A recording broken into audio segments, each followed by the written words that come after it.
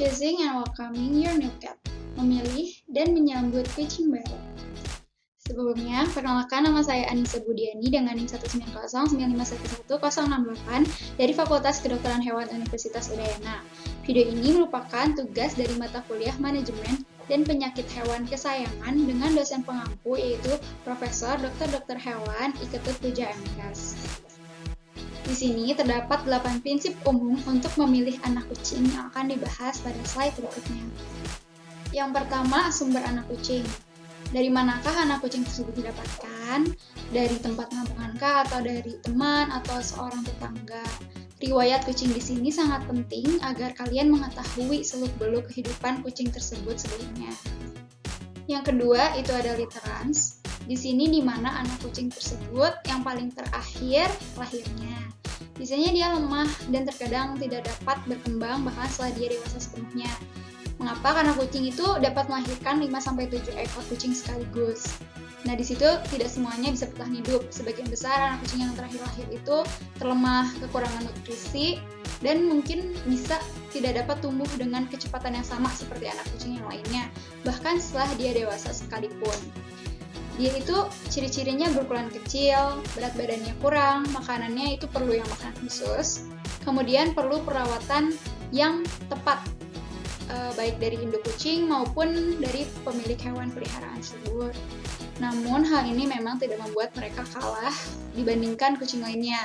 Mereka ramah, penyayang, dan dapat menjalani kehidupan kucing sehari-hari dengan perhatian yang ekstra. Disitulah digarisbawahi, yaitu kita harus memberikan perhatian ekstra kepada kucing tersebut. 3. Bergaul dengan anjing. Jika anak kucing yang diambil dari lingkungan di mana kucing dan anjing aman-aman saja, maka akan terbawa ketika dibawa ke rumah, dibawa serumah dengan anjing, kucing biasanya akan tetap tenang karena telah mengenali hal tersebut melalui lingkungan sebelumnya. Jadi dia itu sudah terbiasa. Jadi di sini pertama, itu lingkungan berpengaruh. Telah terpapar anjing sejak usia yang sangat muda ini sangat berpengaruh. Kemudian, setidaknya perkenalkan anak kucing dengan anjing tersebut secepat mungkin. Lebih baik itu dikenalkan sejak dia masih anak-anak. Kemudian lagi, hampir dapat dipastikan bahwa kucing tidak akan nyaman tinggal di dalam rumah dengan anjing jika kucing tersebut baru pertama kali diperkenalkan dengan anjing saat dewasa. Yang keempat, ada anak kucing tanpa indukan. Ada kemungkinan mereka ini kekurangan dan kehilangan interaksi penting dari seorang induk mereka, interaksi antara anak dan ibu. Inilah perlunya memberi susu dengan teratur sebagai pengganti dari susu induknya, seperti memberi susu botol pada anak kucing.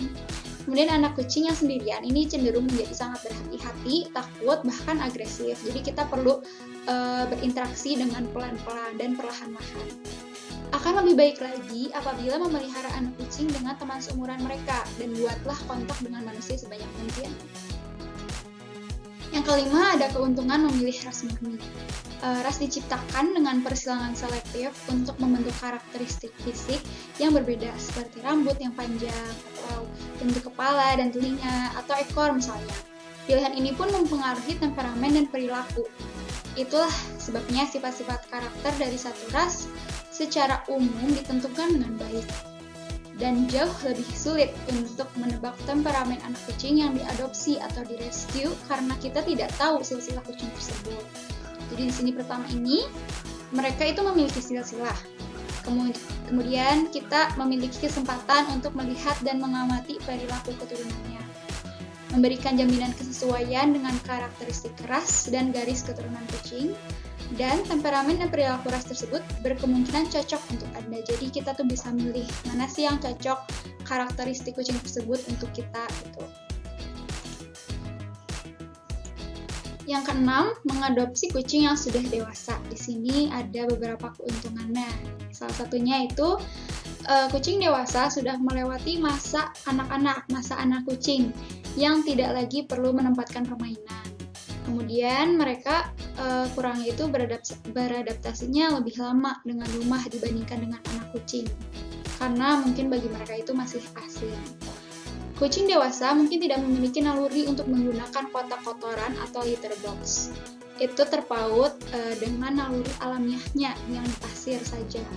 Kemudian, menunjukkan kondisi yang hampir tidak bisa diubah, seperti perilaku agresif dan rasa takut. Ini berhubungan dengan rasa takut terhadap anak-anak, atau anjing, atau bahkan kucing lain di keluarga.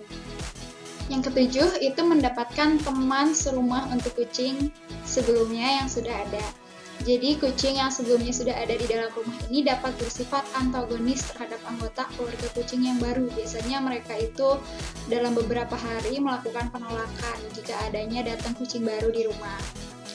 Kemudian menambahkan kucing kedua atau ketiga sering menjadi penyebabnya masalah seperti perkelahian atau penyemprotan urin atau bisa disebut dengan spraying. Yang ke-8, yang terakhir, yaitu membawa pulang kucing baru ke rumah. Pertimbangkan bagaimana dia buang air kecil dan besar, apakah dia jorok ataukah tidak. Kemudian pastikan mereka dapat menggunakan litter box. Jika mereka belum terbiasa, ajarkanlah sampai mereka mengerti bagaimana cara menggunakan litter box agar tidak jorok di rumah. Kemudian memilih kucing yang cocok untuk tinggal di rumah dan lingkungan sekitar. Kalian bisa memilih kucing apa sih yang cocok untuk tinggal di rumah kalian. Nah, mungkin sekian yang dapat saya sampaikan kali ini. Maaf apabila ada kekurangan, semoga bermanfaat. Terima kasih.